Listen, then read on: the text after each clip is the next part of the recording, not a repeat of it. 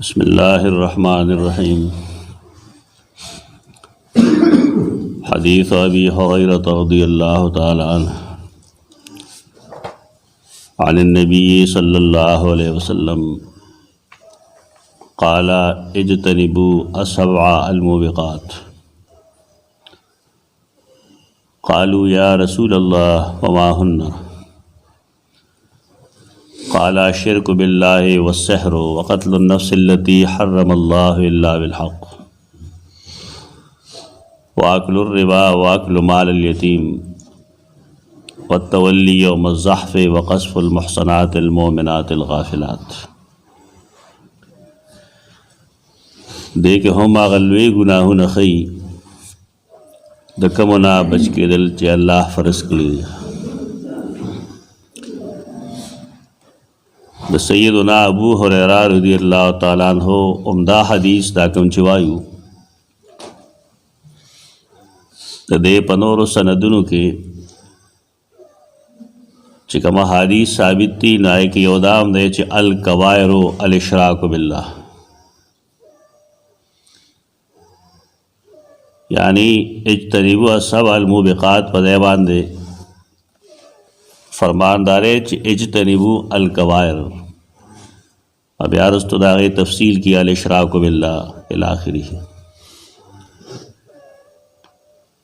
دیو جنا محدثین دلتا کی دا الموبقات دو ترجمے کی. سبح تو الموبق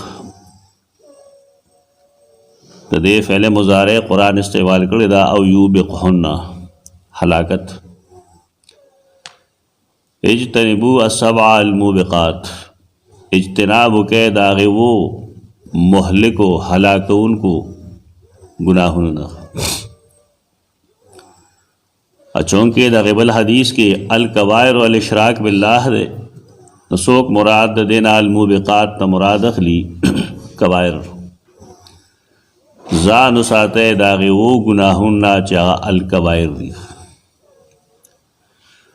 لنبنے معنی زیادہ غور دا داغی وجہ دارا چھ کبائر خدا سم کبائر دی، لیکن دا رسول اللہ صلی اللہ علیہ وسلم مطلب دارے چھ امت پدے پوشی چرا خمات تواقعی.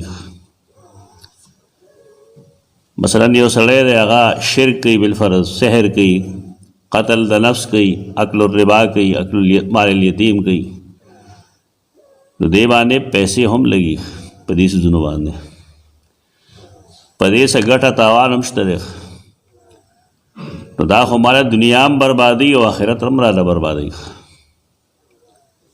پدے وجہ دیتے موبق ویلی دی ہلاک ان کی. پدے سوال رات لیشی رستو چکلے و بنی آدم سودی کاروبار کی نا خو ډیر خنی ازرہ و پیسی ډیر شے مال و دولتی. دا اللہ رسول چکے میں خبری کی نا گپ نہیں. تاسو بکتلی کم سڑے چا دا سود کاروبار کئی گنا نا پاغا باندے داغا دا مال سا اثر نخ کاری.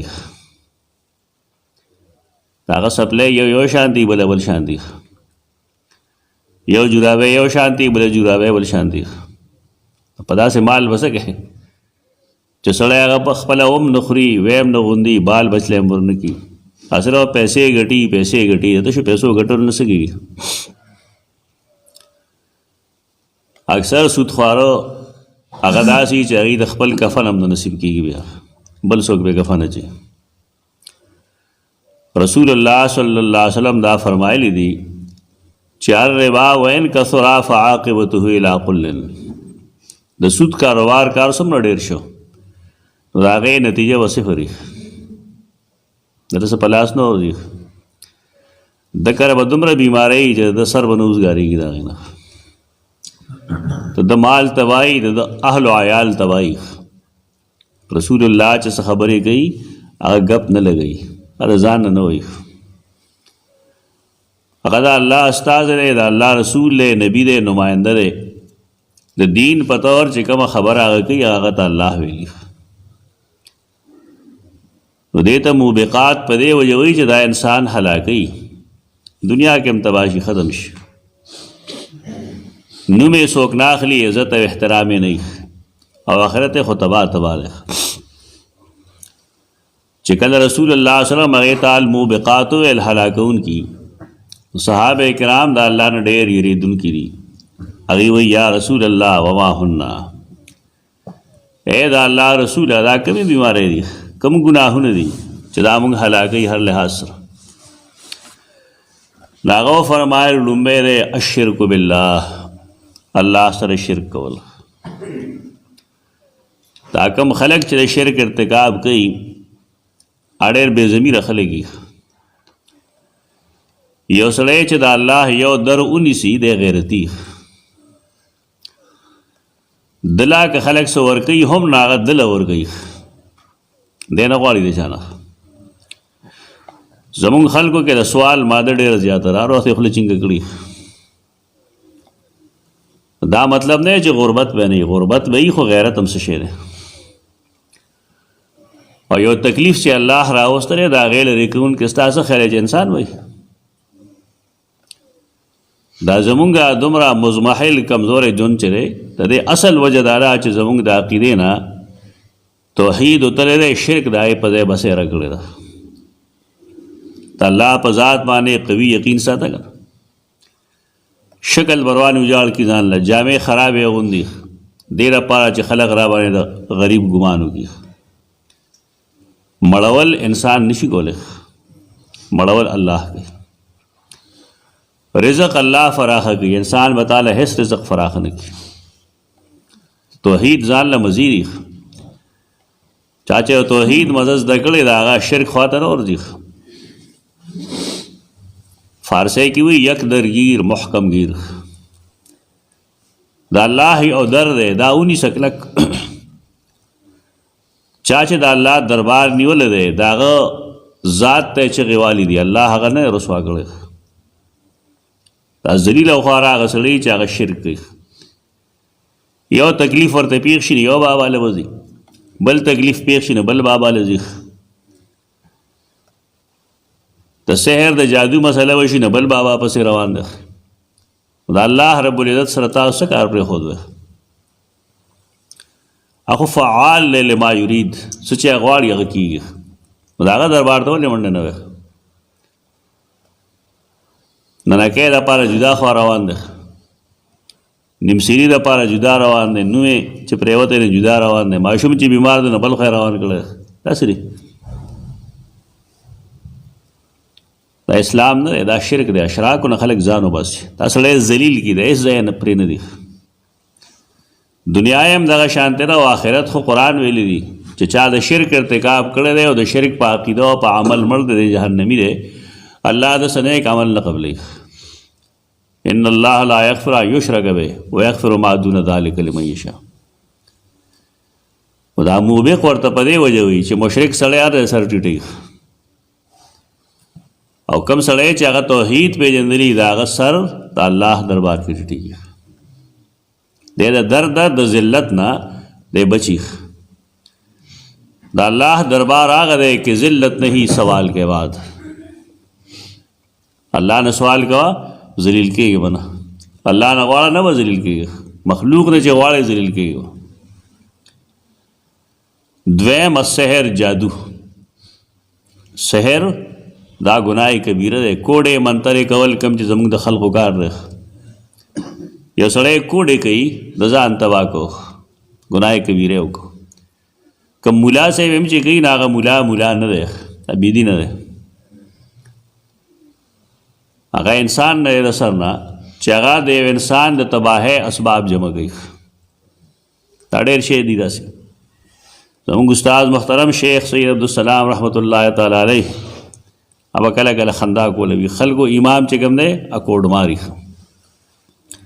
نو کوډو کې صحیح خو د الله نه سیوا بل تر مدد شوی که نه به د شیطانانو نه امداد اخلي. دا شرک دی. نو یمیان وایي چې نیت مې کړی زړه د خلاصه په دې مشرک امام پسې الله اکبر. چې ستا امام دغه شان ته بېدي نه د هغه خپل لمونځ نه کېږي، ستا به ورپسې څه وشي؟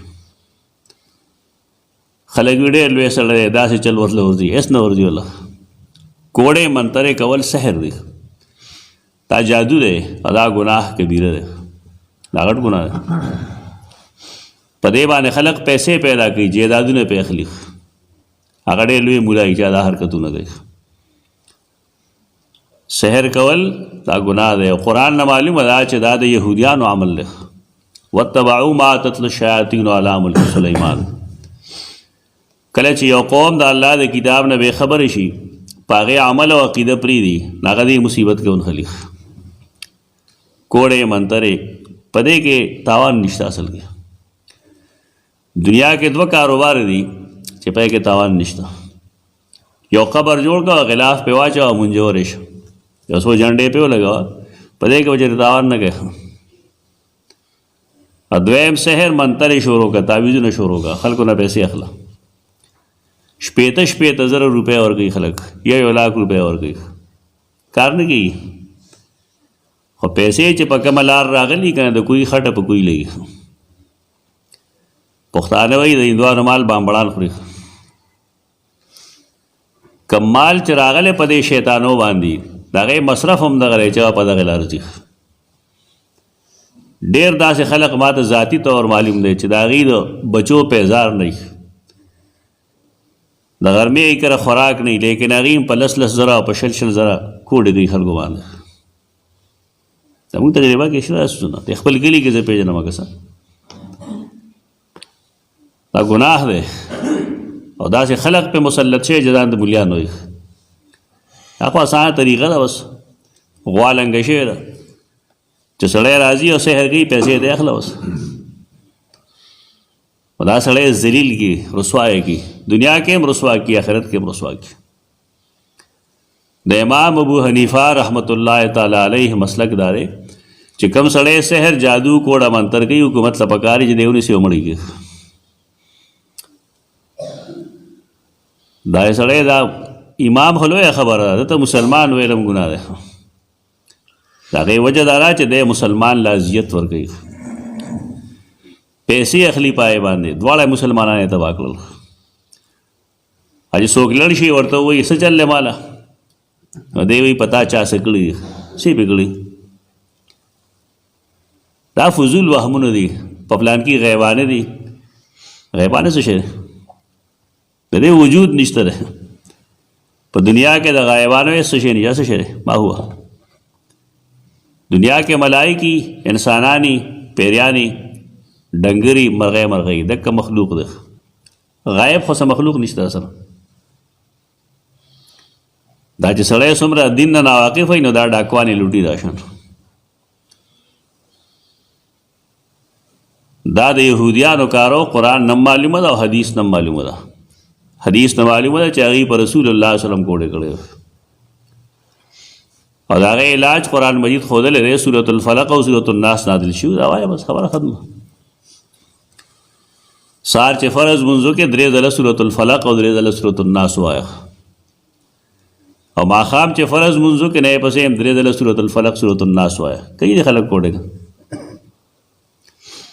دا د عقیدې کمزورۍ دي زموږ د خلکو. چیلا سترګه ورپېږي یا خپه لږه غوندې دا شي، یاره چا څه چل کړی،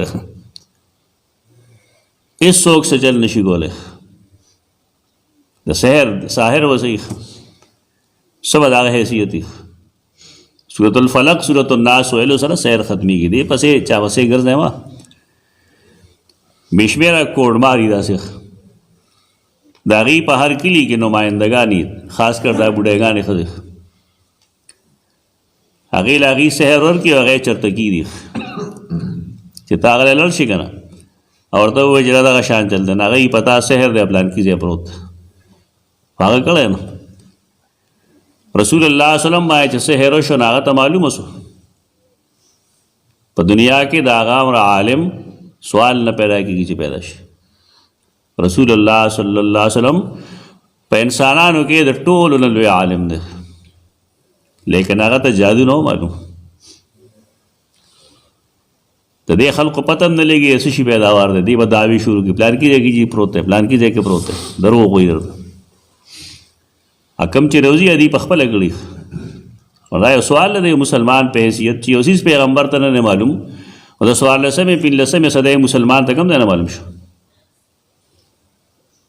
د دروغو حد دی. هغه له خو ملائک راغلل، ملائک ورته وویل چې تا ته دغه مسله ده. د هغې دوه علامات دي بس ښکاره. یو علامت دا دی چې د انسان د خپل کورواله سره نه لګي، جنسی تعلق د انسان کمزوری شي. دویم علامت دا دی چې د انسان نه بغیر د څه بیماری نه، بغیر د څه سبب نه یریدل شروع شي. دا دوه علامات دي، نور څه علامات یې نشته چې خېټه مې خوږېږي، املا مې خوږېږي. قرآن او حدیث چې چا ویلي نو په دې پوهېږي. یفرقون به بین المرء و زوجه، هغوی به د سړي او د ښځې په منځ کې د سحر په بنیاد جدایي راوسته. یو دغه علامت دی. او د نسیان علامت حدیث کې راغلی دی، رسول الله صلی الله علیه وسلم فرمایي چې په ما کله دا شی وشو نو زما به یو کار نه و کړی دنیاوي طور، ما به دا ما کړی ده، په دین باندې څه اثر نه و شوی، د هغه د نبوت په حیثیت څه اثر نه و شوی، البته دنیایي څیزونه به تېرېدل. دا دوه علامتونه دي. نور څه دلیل غواړي خلک زموږ نه؟ دلیل چې څه ته وایي موږ پیش کوي، یو د قرآن نه، یو د حدیث نه. د دې څه دلیل دی چې ملا یې خوږېږي چا پې کوډې کړي، اولاد یې نه کېږي چا پې کوډې کړي؟ دا دروغ وایي. اولاد الله ورکوي، چې الله یې ورکوي بل څوک نه شي لرې کولی. نو د سحر نتیجه څه شی دی؟ د سحر نتیجه دا ده چې د ګناه کبیره کړې ده. شرک پسې متصل دی حدیث کې سحر ښودلی دی، او دا ولې اکثر ساحران الله نه سوا بل چاته رامدد شوی. دلته ملیان دي، هغوی تعویذونه کوي د منګکانو لپاره، لکه منګک هم په تعویذ تخته، یعنی د انسان هغه عقل دې ځای ته راکوزي چې دی یو منګک ته هم تعویذ دی. دوی ورته کوي چې بېغمه شي دی، دی هغه دی که ګناه نه ګناه کتل شروع کړي. یو شی دی ستا ته اذیتناک دی، مثلا میږي دی او تا له تکلیف درکوي، مړی که بس ختمه شوه خبره. تکلیف نه درکوي نو مې مړ کوه. اصول خو دغه دی، ضابطه دغه ده. یو شی تا له تکلیف درکوي، ستا ټول کور بربادوي، هغه کار څه شی دی؟ مړی که د ځان یو سوچ جوړه چې غریب خلک دی، ډېر غریب قوم دی، ډېر غریب زناور دی، ولې دا چل وکړم؟ تا د شریعت قاعده نه زده کړې. موذي څیز هر څه شی چې دی هغه لرې کوه اوس. او که دی د خوند دپاره قتلی نو بیا ګناه ده. د هغه سړي به تعویذ کې لیکه یا کبي کج، نو هغه ته ویل استاد جي دا کبي کج څه شی دی؟ تا د الله نوم نه دی کړه. نو هغه ماته وي چې دا اصل کې د منګکانو یو مشر دی. د یا کبي کج څه معنا ده؟ اے کبھی کج زما امداد ہوگا، اے منگ کرا ہے زما امداد ہوگا. تو مسلمان پاتې شوې. دا حالت ته دی خلکو، یعنی مړه اولیاء خو پرېږده، زناور ته چغې وایي. دا مسلمان بیچاره پوهېږي نه چې زه مسلمان پسې شم. دا د عقیدې شرک دی. ساحر دلته ځکه شرک پسې متصل ویلی. دلته یو سړی دی، هغه تعویذونه اوس هم کوي. د یو سړي سره خوږې او نه تعویذ یې ورلګړو، نو ما یې که دا څه شی ځوړن کړی؟ چې ما کولی وکړه په هغې کې لیکلي یا قارون یا حامان یا نمروز. څه مطلب؟ قارون راشي زما امداد وکړه. د ایاک نستعین چې ته قرآن مجید کې وایې هر رکعت کې د مانځه دی، څه مطلب ده؟ دا شرکونه دي. سحر شرک دی، نه ځان وساته. دا دو شو. وقتل النفس التي حرم الله الا بالحق، او قتل دا هغې نفس چې الله هغه محترم کړی دی. الله حرام کړی دی، څه مطلب؟ محترم کړی دی. د انسان نفس دا محترم دی، دی به قتلی نه الا بالحق، مگر په حق د اسلام. حق د اسلام څه مطلب دی؟ یو سړی دی قتل یې وکړو، قاتل شو، قتل په ده ثابت شو، نو دی به اوس قتلولی شي که به نه شي قتلولی؟ قصاص کې به دی قتلولی شي، حکومت به یې قتلی، ته به یې نه قتلی. دې ته وایي په حق د اسلام. یعنې دا اجازت اسلام ورکړی دی چې قاتل به قتلولی شي، قصاص کې به قتلولی شي. یو سړی دی، هغه شادي شده دی، هغه بدکاري کوي، گواهان په هغه پیش شو نو دله به د رجم سزا ورکولی شي ته یو په کاڼو کې پټولی شي تر دې چې دی مړ شي دې ته ویل لا بالحق دا مطلب نه دی چې نفس محترم دی څه به ورته نه وی دا د غیر مسلمو خیالات دي اسلام دا وایي چې هر انسان محترم دی خو که جرم یې وکړو هغه جرم کم چې مونږ ووایو نو په دې جرمونو باندې به دی قتلولی شي واکل الربا او د سود خوړل د دې لپاره به سړی نور څه ووایي چې قرآن مجید فرمایي چې ای ایمان والو سود پرېږدئ او که تاسو پرې نه ښود فاذنوا بحرب من الله ورسوله نو دا الله او د رسول جنگ ته تیار شي دا اعلان جنگ وایي سودخور خو خیال لای چې ما پیسې وګټلې پیسې ونه ګټې ته د الله دشمن یې ستا اولاد هم ته وایي ته په خپل هم ته وایي ستا پلار مور هم ته وایي ستا مستقبل ټول په دو لګېدلی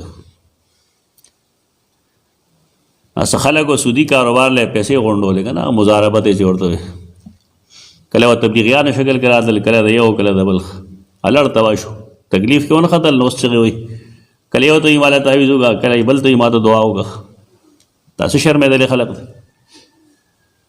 سودي کاروبار دپاره یې پیسې جمع کولې هغې مصیبت کې ونه ختل د الله ګرفت کې رالل نو څوک جیل کې پراته دي څوک یو ځای څوک بل ځای ګناه دی حق څوک نه وایي به دې خلک خفه کېږي سوال دا چې یو سړی هغه سره پرون هغه په شپېته په 80 روپۍ باندې مزدوري کوله او نن چې هغه راځي نو هغه سره هر ځل نوې ګاډي رسې شي نه راځي مونږ خو بلا موږ د سروس وکړو ښه په اعلی اعلی عهدو پاتې شوي مونږ خو ایله کور په مشکله چلو څنګه یو سړی چې هغه سره لاس کې صحیح نه بالفرض سروس یې نشته دی نور څه نشته دی دومره بلا دولت دی هغه سره کم نه راځي دا د سود هغه نتیجه ده خپله ګناه څوک نه تسلیموي چې ما غلطي کړې ده همیشه په بل باندې وایي تا ولې سودي کاروبار کو د رسول الله صلی الله علیه وسلم فرامین دا د الله د طرف نه وینای دا ګپ لې نه واکل مال الیتیم او خوړل د یتیم د مال تا درواره پاتې دی ورېره پاتې ده خورزه خورۍ پاتې دی د هغې مال دی د ماما او تره پې د پازه خامار کیني ټول نه داسې بعضې خو داسې چې د خپل جیب نه ورکوي لیکن اکثر خلک دغه شان دي ځکه قرآن هم تنبیه ورکړې ده ان الذین یأکلون اموال الیتامی ظلما انما یأکلون فی بطونهم نارا وسیصلون سعیرا کم خلک چې مال د یتیمانانو په ناروا خوري که نه د دې خپله خېټه کې اور اچوي او زر د دې به جهنم ته راخکې شي دا ګناه دی د یتیم مال خوړل دا ګناه دی قرآن د هغې قواعد و ضوابط ښودلي دي چې که تا سره یتیم پاتې کېږي ته د هغه مال جدا استعمالوه د هغه دپاره او ځان له جدا استعمالوه نو په دې کې خو مشکل راځي بیا که تا سره یو یتیم دی او تا اوړه هغه کې نه هغه به یو ډوډۍ سم اوړه هغه کې او مشکل ده نو قرآن دا ویلي چې فین تخالطون فاخوانکم که تاسو د دې مال ګډوډ استعمالوئ نو داسې استعمال کوئ لکه د رور مال چې استعمالوئ د دشمن نه ولا تاکلوا اسرافا وبدارا ان یکبروا د هغې مال به په تلوار نه خورئ چې دې لوی شي نو بیا به رانه ګنده غواړي دا ټول اصول قرآن ښودلي دي زمونږ خلک نه قرآن نه خبر دی قسم غټ خوري په قرآن وایي درځي الله په قرآن چې کوم قسم خوري دی واقف هم نه قرآن د عمل کتاب دی قسمونو کتاب نه دی مال د یتیم خوړل په نارواو طریقو باندې که عالم خوري که جاهلي خوري که ترې خوري که مامی خوري غلطي خوري دا ګناه کبیره دی والتولی یوم الزحف جهاد ګرم دی ایو سړی بزدل دی او راتښتي دا ګناه کبیره کوي والتولی تیښته کول یوم الزحف د تود جنگ نه میدان جنگ ګرم دی ایو سړی د کمزورۍ د وجې بزدلۍ د وجې راوتښتېد دا ګناه کبیره یې کړل مسلمان بې غیرته نه دی مړ کېدی شي خو تیښته نه شي کولی د ده ګزارونه په شا نه دی چې کوم ګزار خوري د مخې نه خوري اسلام موږ ته غیرت ښیي د دین دپاره چې کله سړی جدوجهد کوي او دغه ځای ته ورسېد ته میدان نه پرېږدي. او آخري چې کوم ښیي نه هغه دی وقذف المحصنات المؤمنات الغافلات. قذف بدنامۍ ته وایي. محسنات د محسن جمع دی، پاک دامنۍ ته وایي. احسان پاک دامنۍ ته وایي. محسنات قرآن کې دوه مطلب وایي. یو هغه ښځه چې پاک دامنه ده، دویم هغه ښځه چې د هغې خاوند شته دی. دلته المحسنات نه مراد څه شی دی؟ پاک دامنه. یو ښځه ده پاکه ده، مؤمنه ده. الغافلات بې خبره ده، ضرورت دپاره ودي بعضې زنانه نو د نارینهو څخه ښکاري او مس ګایډ کوي، ښه شپېلي به وي ورپسې، چې کله په لاس ور نه شي نو بیا په بدنامه لګوي. د دې مطلب دا چې دا څه زه وایم نه چې هغې ته غاړه کېږدي.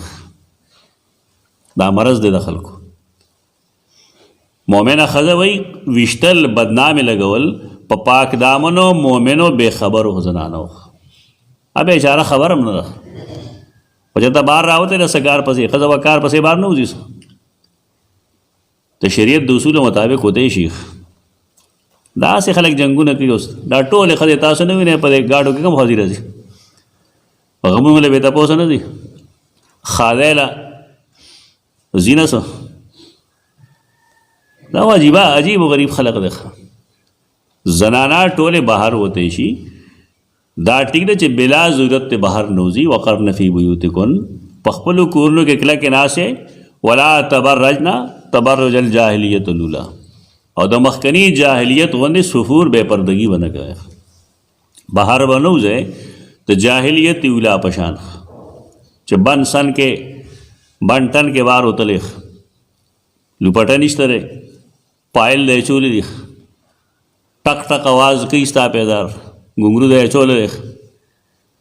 اوس خو ډېر لوی لوی مصیبتونه یې سر نه ټوپټه لرې کړي، هغه بیګ یې غاړې ته اچولي، دا ګناهونه دي. ښځه بهر وتی شي، لیکن د شریعت د اصولو مطابق. یو دا چې د حاجت وي، دې نه بغیر کار نه کېږي. بل لا چې بهر وځي نو خوشبو به نه لګوي. تیر یو درس کې ما ویلي تفصیلات. داسې پیزار بنا چی چې هغه آواز کوي، داسې کالې بنا چی چې هغه آواز کوي، او یو اوږد څادر دی په ځان اچولي. یدنین علیهن من جلابیبهن، جلباب دی په ځان اچولي، د دې لپاره چې د هغې نسواني حسن نه ښکاري. دا ځایونه واضح نه وي، شایع نه وي واضح. قرآن دغه پابندۍ لګولې. که دې باوجود هم یو زنانه بهر وځي، یو سړی خنزیر د هغې د رام کولو دپاره الزامات لګوي په هغې، دا ګناه کبیره کوي. یو سړی چې دا حرکت کوي نو په کار دا چې هغه اول دا سوچ کېږي چې یو سړی زما لور سره دا کار وکړي، زما خور سره وکړي، زما ښځې سره وکړي، زما مور سره وکړي، زما رد عمل وسئ. مسلمانان زنانه له احترام ورکوي، بېعزتي نه ورکوي. دا د مسلمانانو طریقه نه ده.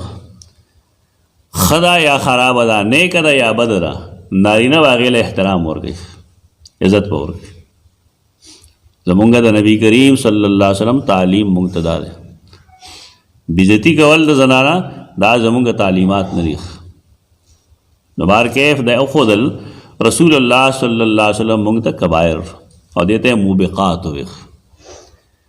یا دا انسان هلاکوي په دنیا کې هم او په آخرت کې هم. کوشش کوئ چې په دې عمل کوئ. ته شورېمه په دې عمل کوئ، الله یې به دا فایدهیي او دې نقد نتیجه به انشاءالله دنیا کې هم ملاویږي، آخرت کې هم ملاویږي.